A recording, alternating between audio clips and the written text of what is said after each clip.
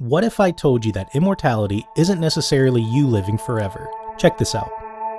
Reincarnation was more of a logistics problem than a philosophical one. 6 versions of myself dead, and I'm still not sure who I am. You can find that line in the first chapter of Mickey 7, a sci-fi novel by Edward Ashton. I finished this book a couple months ago, and now that I have a YouTube channel, I want to dive into one burning question that this book left me with. Is Mickey 7 the clone truly Mickey Barnes the original?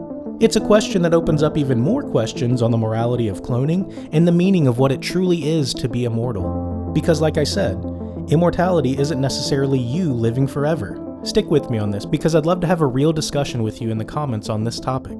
Don't worry, I'll keep the video spoiler free for anyone who hasn't read the book or who wants to see the upcoming movie Mickey 17. And of course, if you like this video, please subscribe and leave a like on the channel. It'll help me reach my goal of reaching 100 subscribers by Christmas.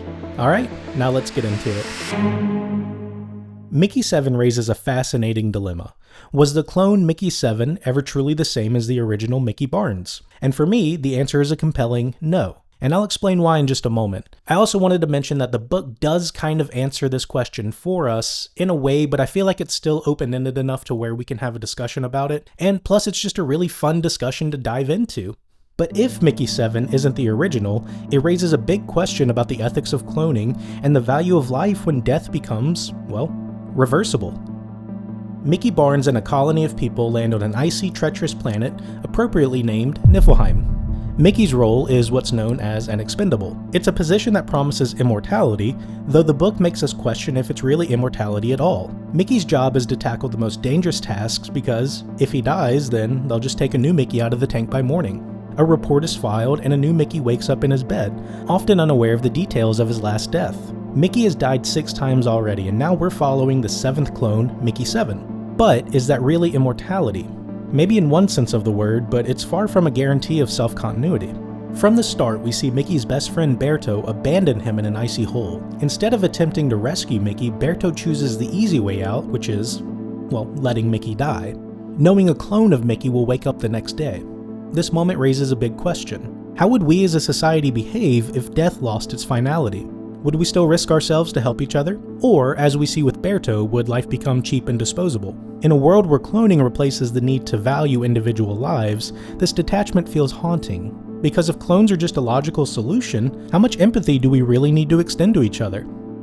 And this question only gets more complicated.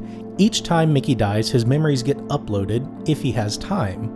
But if he dies unexpectedly, the new Mickey has to rely on other people to tell him what happened. It's a strange feeling, like he's being handed a script of his own life.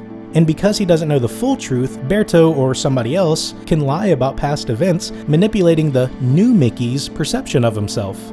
This brings us to the question at the heart of the video. Is Mickey 7 truly Mickey Barnes? Sure, he has all the same memories of Mickey 1, but he didn't live them. Mickey 7 does remember his past on Midgard, with his family and even intimate moments he had there.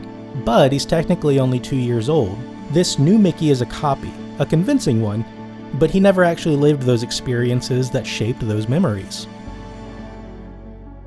This leads us to a fascinating paradox. If clones are reborn with memories intact, are they the same person as the original, or are they just an echo? As the new clones experience life, they begin to diverge, and in the first chapter of the book, we even encounter Mickey 8, a duplicate who exists alongside Mickey 7. Both 7 and 8 create different memories and have different experiences. They eat different foods and even come to different conclusions in scenarios they find themselves in. So if Mickey 7 and Mickey 8 have unique lives, can either of them truly be the real Mickey? Or is the real Mickey Barnes long gone, with only copies of his essence lingering on? And if there's an afterlife in this universe, is it filled with 6 different Mickeys? Or does each one die expecting to wake up in bed the next morning, never knowing that the waking will never come? Mickey's role as an expendable isn't so much a life or death as it is an exploitation of identity. Cloning lets the colony treat Mickey as replaceable, allowing them to dismiss the weight of each of his deaths as if he'll just come back tomorrow. The expendable role is sold to Mickey as a life of immortality that, in reality, erodes his individuality with each new clone. And I will note that they do warn him that it's not a luxurious life, and expendable is not a job people want. Later, Mickey 7 and Mickey 8 both discuss this unsettling reality of if they're the same as the original or not.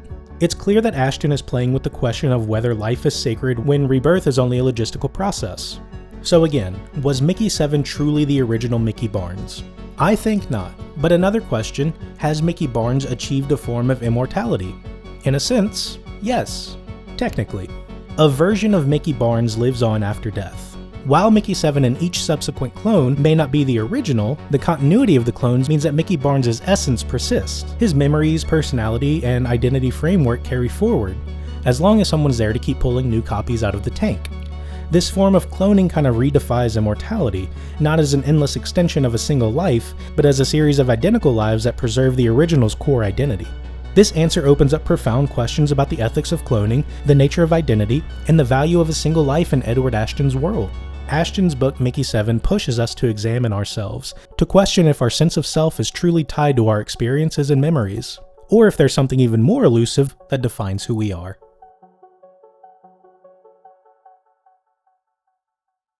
And that's the video. If you've got thoughts on this, please drop them in the comments. I'd really love to hear what you have to say on this topic. Would a clone of you be the same person or just an echo of who you are right now? Let's dive into it together, and please don't forget to subscribe for more deep dives into stories and the interesting and sometimes crazy questions they leave us asking. And again, I'd love your help to reach my goal of 100 subscribers by Christmas. And let me know what you liked about this video and what you didn't like about this video. I want to get better at this, and I want to make really fun, engaging content with you all. I'm Mickey Teller, the masked storyteller and self-proclaimed fancy author. Thank you again for watching, and I will see you next time.